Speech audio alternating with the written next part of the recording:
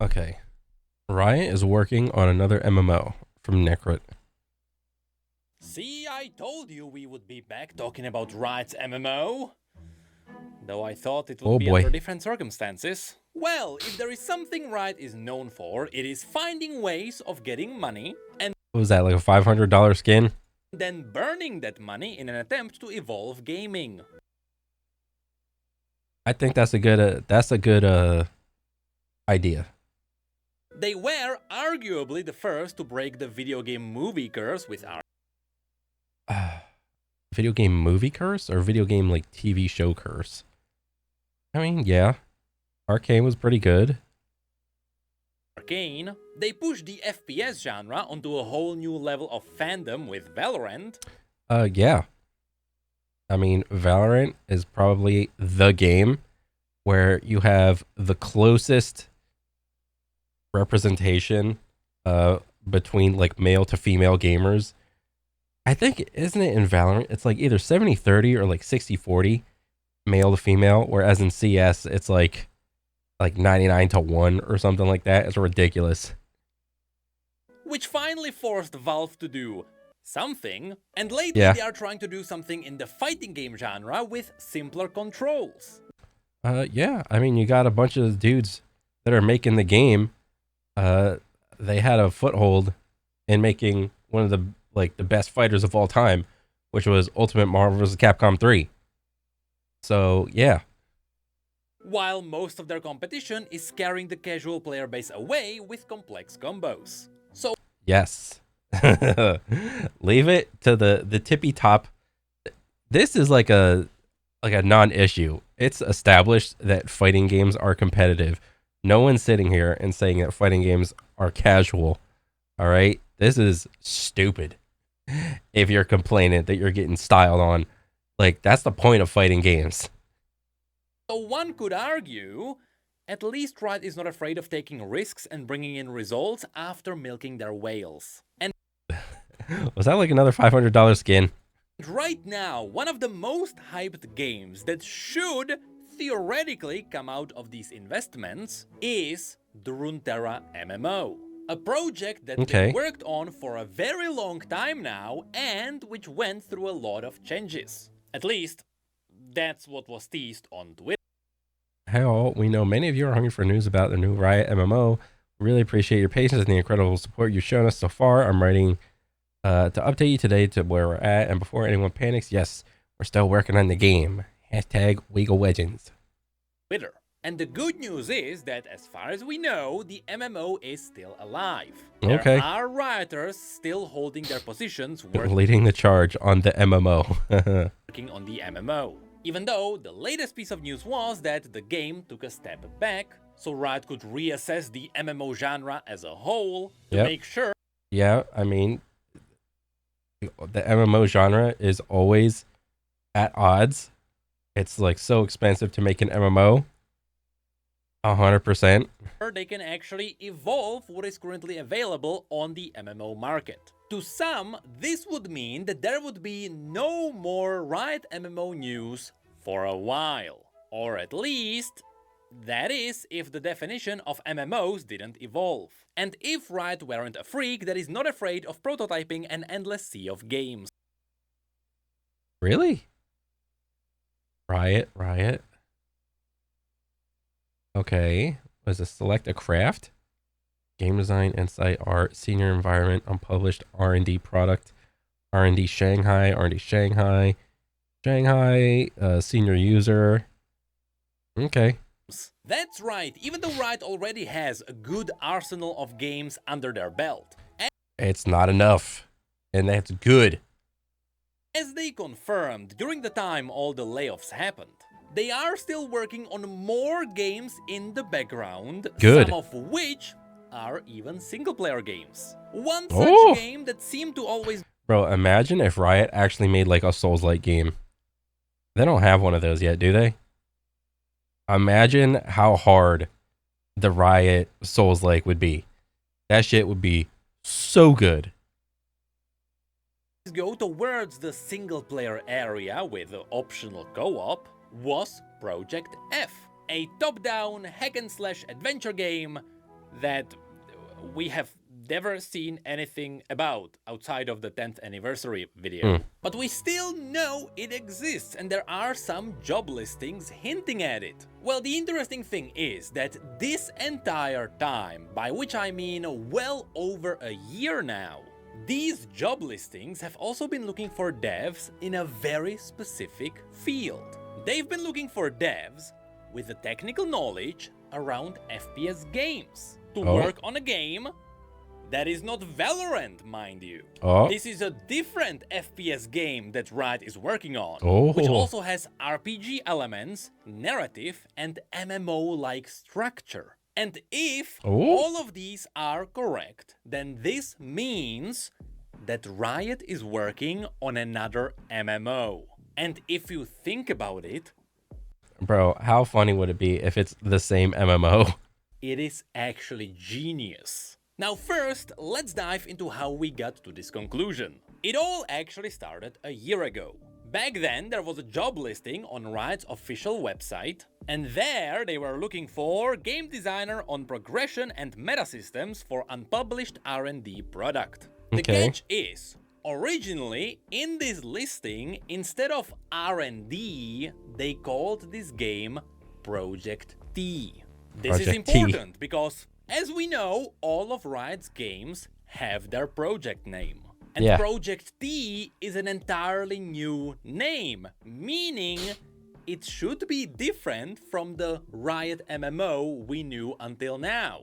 Which, by the way, now we are gonna call it the Runeterra MMO, just to distinguish these. And later, when Riot realized this oopsie, they went back, they removed the mention of Project T, which pretty much confirmed, yep, they are working on a new game. But what they were asking for is also interesting.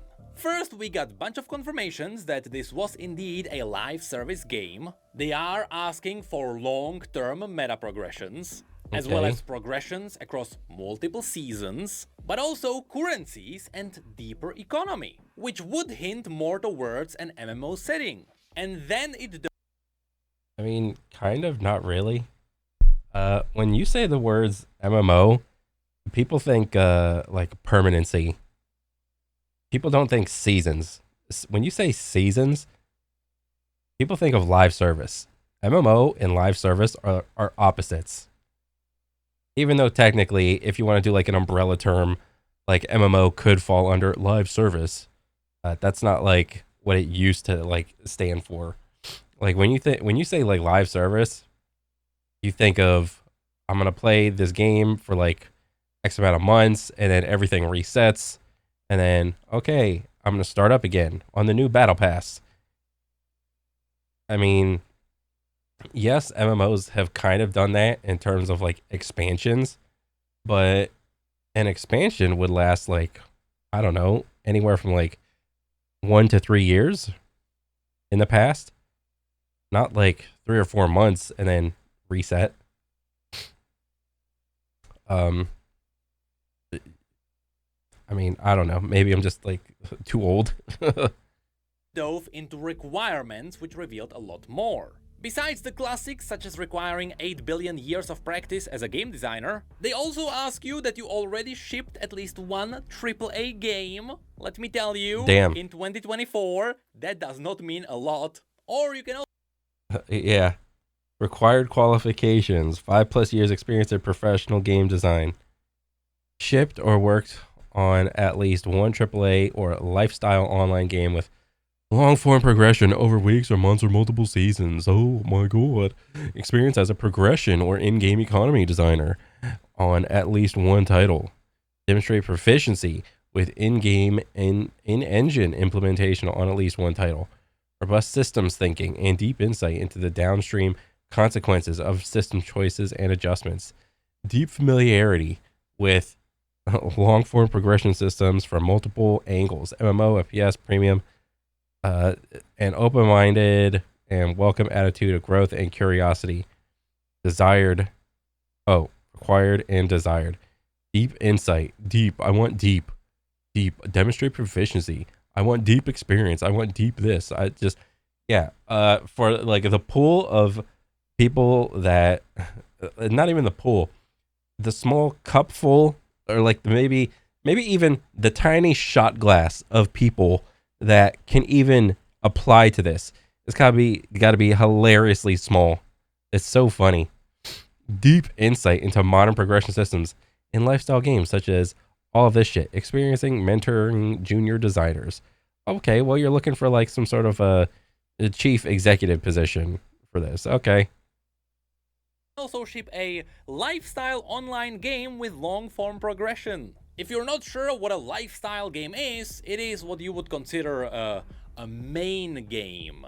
Like, hey, what's your main game? Oh, it's League of Legends. Or WoW. Or Fortnite. It is basically a massive live service game. Oh. Okay. Then they ask for experience on in-game economy, a deep familiarity with long-term progressions, for example, MMO, FPS, premium mobile competitive multiplayer ARPG. This is where the curiosity was piqued because FPS was kinda randomly mentioned here. Yeah. There aren't that many FPS games with a long-term progression system. Maybe besides Battle Royales or even the old Call of Duty games. But later they once again repeat. Yeah, but like even then, the progression system for the old CODs were just the gun skins. Just grind gun skins. And like live service, like free to play FPS. What do you got? You got Fortnite, Apex, COD, Rainbow Six. What else? Counter-Strike, Val. What else? Those are like the main ones. What's your form of progression there? A battle pass. That they have a desire that you have an insight into MMOs and FPS games. But then, after this, there was another job listing.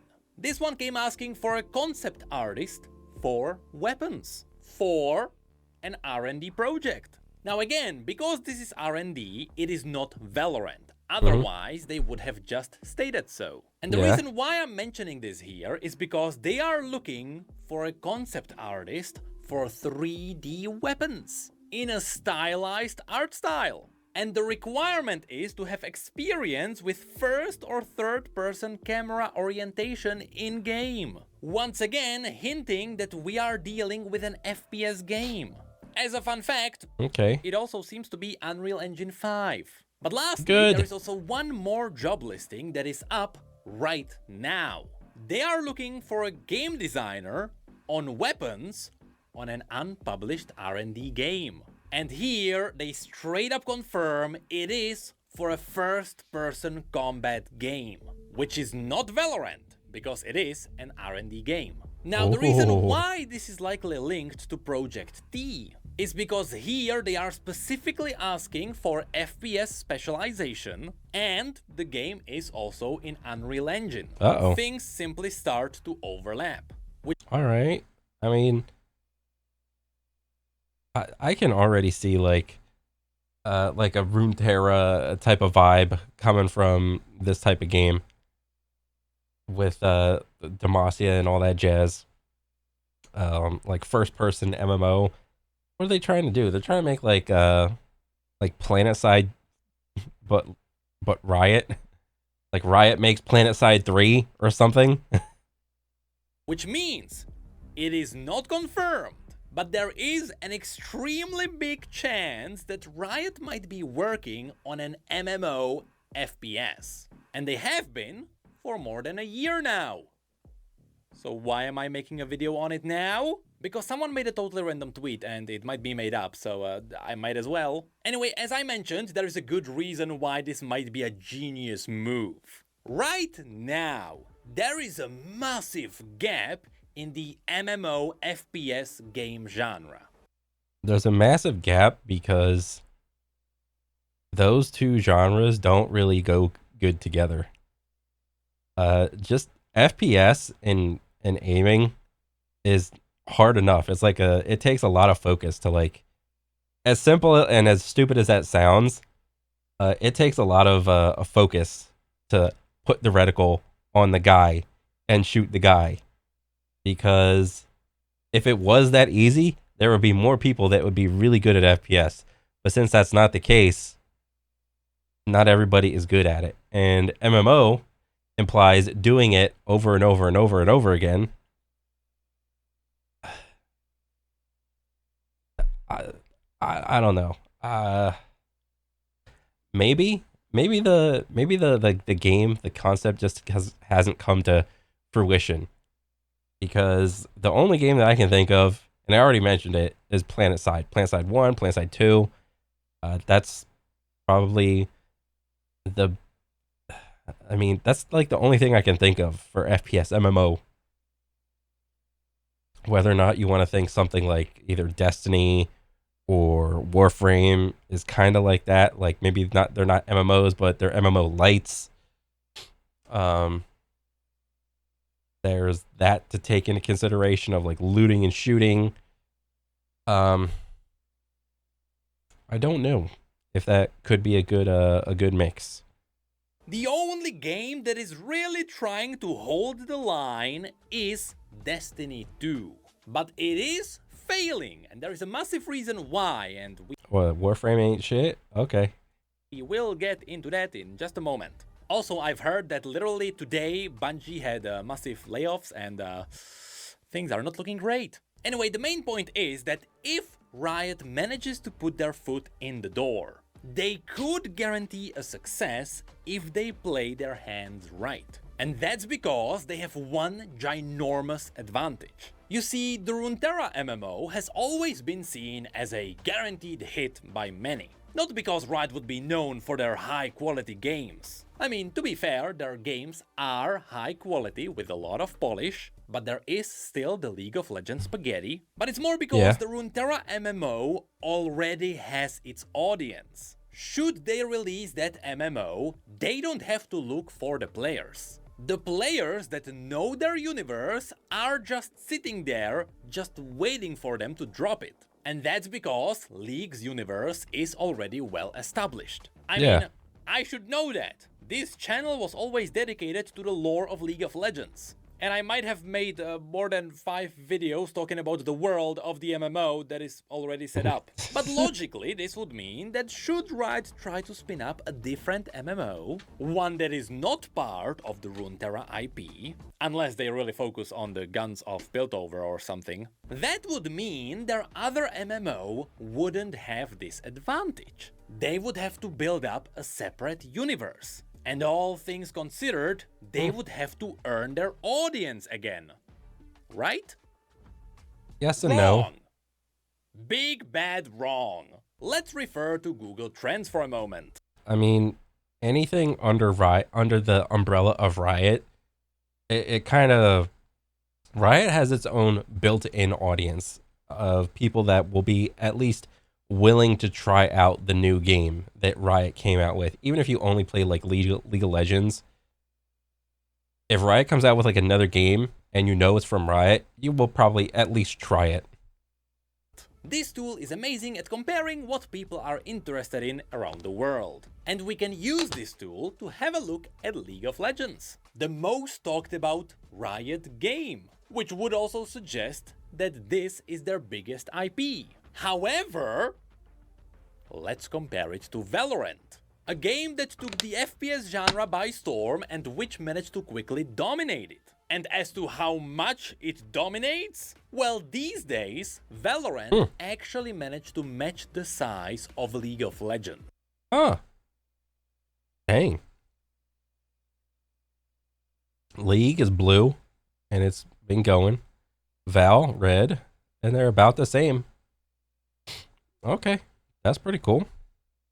And it even overtook it in some countries, meaning that the hype behind Valorant is just as big as the hype behind League. Which brings up a really interesting point. What if Riot is taking this MMO FPS and putting it into the Valorant universe? Shouldn't that have just as a massive result as the Runeterra MMO? Well, yes, it should, under one condition.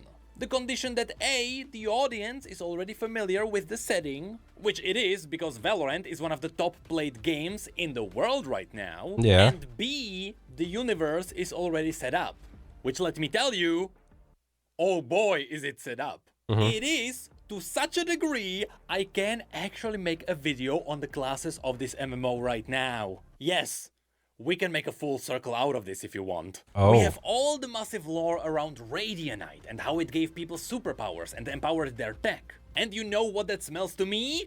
That smells like a really cool setup for possible classes. I mean, Destiny only has 3 main classes. The Hunter, which is your classic sharpshooter, the yeah. Warlock, which is using spells, and the Titan, which is your classic Juggernaut. In Valorant, you have the more tech-oriented characters who got their Oh, like if Riot is planning on just doing like a different take, or like maybe Riot is gonna do like their take on Destiny 3, I could see that. Yeah. superpowers from the apocalyptic events, or even a playable machine. They even have their own classes like the Initiator, the Controller, the Duelist, and even the classic Support. As I said, I am ready to go wild and explain how Valorant's lore can support all of this. Speaking of which, this is something that needs to be said. Every year when Valorant releases a new episode, they release a cinematic which gives us a new piece of a story. And every year, those cinematics go wild, gaining millions of views in mere days after release. Is this like just the Valorant YouTube, or is this like Riot? I mean, I can't see, but It is obvious people love these characters and they love this universe. And so, just like it is with the Runeterra MMO, Riot is sitting on golden eggs here. Which brings me to one last thing. As always, all of this relies on one thing that is rooted around every game. This game is no exception, and so I have to repeat that gameplay is king. Which is why there is so much potential, because the gameplay of the competitors is ass. As I said, perhaps the You're calling Destiny 2 gameplay ass? Even though I don't play Destiny 2, I don't think the core gameplay is bad. And even if you throw like Warframe into the mix, I mean, it's like no shot you're gonna compare whatever this R&D thing is to Warframe. Okay, let me hear this. The biggest competitor is Destiny here. There are also others who tried to do something in this genre, like Anthem. Yeah, Anthem tried to do the thing. Which is as much as I would like to say about that game. With Destiny sticking around because the gameplay is fun. The gunplay is really good. And that's pretty much what is carrying all of this. Destiny 2 is a gacha game. Yeah, no shit. The only gacha is rewards for playing or completing things, not money. I mean, it always... What, you think this new Riot version FPS MMO would be anything different?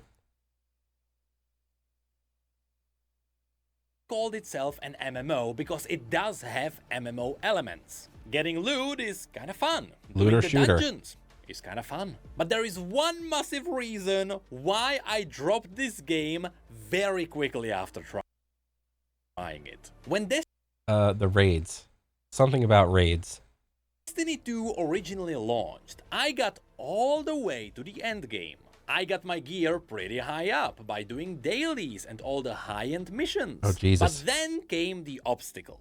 Destiny 2 has really cool raids. They are amazing experiences that look fantastic. Oh yeah, which can't deny that. Is something I have never done. Even though I wanted to try a Destiny raid multiple times in the past. And you know why that is? It's because in order to get into a raid, you have to put a group together. In a game without Group Finder. Yeah, that's fucking annoying. Like, why would they do that?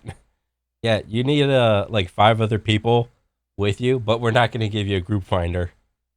Without public invites and without proper chat support. That is kind of funny when he puts it like that. You call yourself an MMO, but if you want to do the MMO endgame things, you have to quit the game, go on Discord or a third-party website, find people there, add their tags, invite them into a group, and then you hop into the raid? I honestly don't know if they fixed this since the release. I don't know either. But this was the point I immediately quit the game. I'm not asking for a raid finder, God forbid that. I can sit in Orgrimmar looking for a group all day, but don't make me do that on a third-party website where I have to post my game tag publicly. So, that's why I quit. And you know why I'm not coming back? I don't even know which expansion to buy to play the game. Yeah, this is like one of those downstream things that the what do you call it? The little question, or not questionnaire, the requirement thing asks for. Can you foresee all the things that all the complications that you will foresee in the future? Add all DLC to pack. What is this? 1, 2, 3, 4, 5, 6, 7, 8, 9, 10, 11, 12. 12 doodads. Or wait, no. Final Shape annual pass. I guess the annual pass just automatically gives you. So 11. 11 doodads? Bro.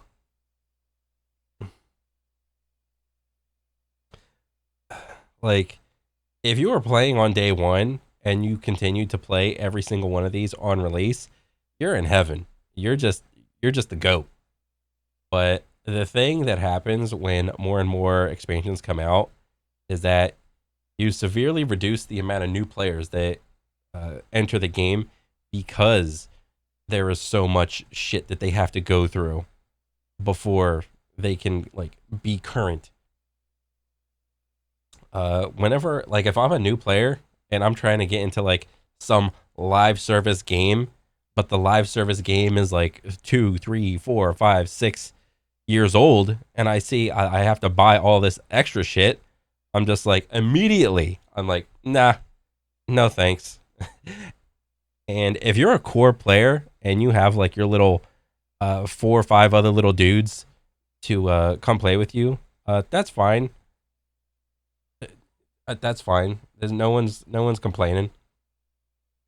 But do you really think that at the very end of the day, that every single person that plays Destiny 2 actually has like a bunch of other friends that like play this like consistently? No, they don't. They don't have a consistent like group of people to like play with. Game. But yeah, that's pretty much where we are with Project T at this time. Keep in mind that all of this are just theories and none of this was confirmed, but it really seems like in the background Riot is dabbling in some very specific game genres around MMOs and FPS games. And yes, right now there is a massive window open there. And if there is something Riot is known for, it is jumping through those windows. Yeah. No matter the genre, no matter the scale. And since we are talking about a potential MMO here, I'm afraid I'm gonna make more videos on this. Oh yeah.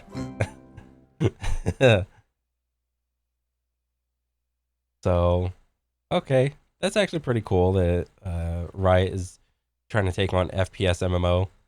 I mean, I never played Destiny, although I know like what the gameplay is like. It's not a bad game by any means, and if I had like a consistent group of people to play with it, like I'd probably be like more willing to play it. But it's like one of those things. Like if you weren't there on day one, there's like no real point into like jumping in. But I don't know. Hopefully Riot can nail this one on, and maybe I'll jump on in the beginning. So yeah, for sure.